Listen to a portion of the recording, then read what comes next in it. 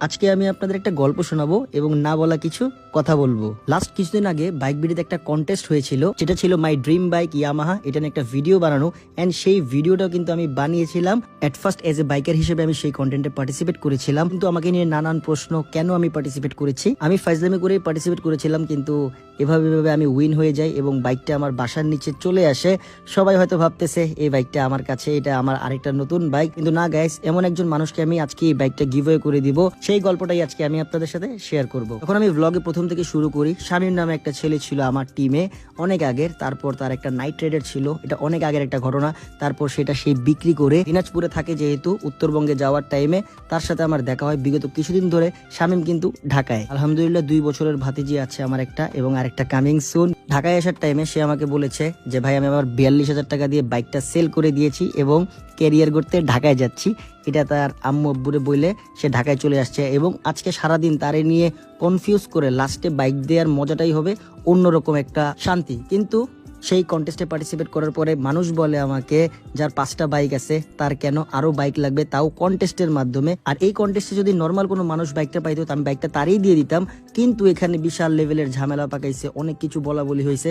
But আমি এইসব বলা বলিতে নাই, আমি এইসব কিছুতে নাই।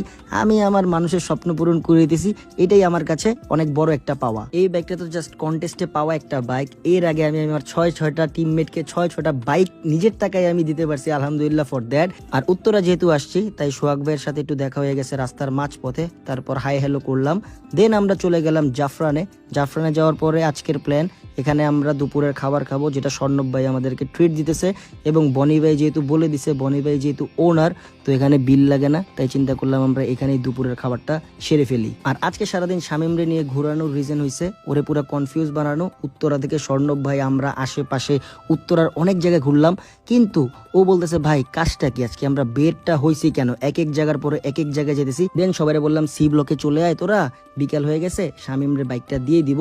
কিন্তু কেউ জানে না, জাস্ট সাগর অনলি জানে। এরপর দেখতে দেখতে মোহাম্মদপুর চলে আসলাম। আর আসার পরে শামীমরে বললাম, শামীম বাইকটার মধ্যে 1000 টাকার তেল ভরে নিয়ে আয়। শামীম বললো ভাই নতুন বাইক, আসলে আমি এটা চালায়ও দেখি নাই, এটা বাসার নিচে আসছিল আরো 2 দিন আগে। একমাত্র শামীমে কিন্তু তার বাইকটা চালাইতেছে। তারপর আদিল রে নিয়ে বললাম তোরা দুজন যা পাম্পে, আর আমি আর আজমির আদিলের বাইকটাতে করে সি ব্লকে যাচ্ছি, তো সেখানে তোরা চলে আয়।